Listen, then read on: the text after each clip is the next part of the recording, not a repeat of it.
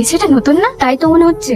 চল ওকে একটু মুরগি বানাই। হে হিরো, এই কলেজে নতুন নাকি? হ্যাঁ। বাহ, ফিগারটা তো খুব সুন্দর বানিয়েছো। তোমার হেভি লাগছে। আমার তো প্রেমে পড়ে যেতে ইচ্ছে করছে। হ্যাঁ, আবার তুই প্রেম করবি? দেখ রিয়া, এবার কিন্তু খুব খারাপ হয়ে যাচ্ছে। এর আগে 3টে বয়ফ্রেন্ড আমি তোকে দিয়ে দিয়েছি, একটাও নিয়ে নি। এটা কিন্তু আমার। তুমি ওকে বলে দাও তো যে তুমি ওকে ভালোবাসো না, তুমি শুধু আমাকে ভালোবাসো। ওদের সবার সামনে তুমি আমাকে আই লাভ ইউ বলো। কি হলো বলো, বলো না।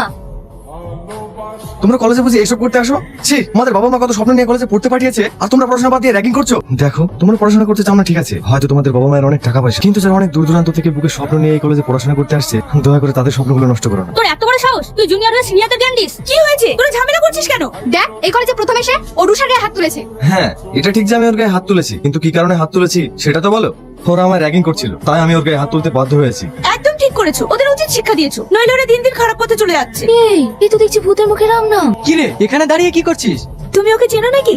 হ্যাঁ, ওই তো আমার বন্ধু। আর হ্যাঁ, তোকে আমি যার কথা বলতাম, এই সেই প্রিয়া। প্রিয়া আমার বন্ধু রাজ। হ্যাঁ, কাল বাস স্ট্যান্ডে আমাদের দেখা হয়েছে, কিন্তু আমি জানতাম না এটা তোমার বন্ধু। তুই অনেক লাকি রে, যেমন একটা পরীর মতো মেয়ে পেয়েছি। এমন মেয়ে অনেক ভাগ্য করে পাওয়া যায়। দেখিস আবার অবহেলায় যেন হারিয়ে ফেলিস না। বাহ, তোমার বন্ধু খুব সুন্দর কথা বলে। হ্যাঁ, ও একটু এইরকম। চল ক্যান্টিনে গিয়ে বসি। তোর গার্লফ্রেন্ডের খবর কি? আর গার্লফ্রেন্ড? আমার কোনো গার্লফ্রেন্ড নেই রে, যদিও একজনকে ভালোবাসি 2 বছর হয়ে গেল, আজ পর্যন্ত তাকে বলতেই পারিনি। শালা, তুই যে এতটা বোকা আমি তো আগে জানতাম না।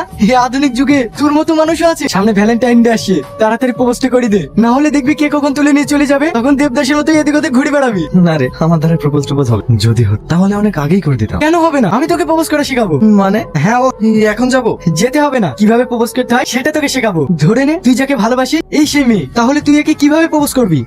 তুই কি বলছিস? আচ্ছা ঠিক আছে, আমি যেটা করছি সেটাই তুই করার চেষ্টা কর।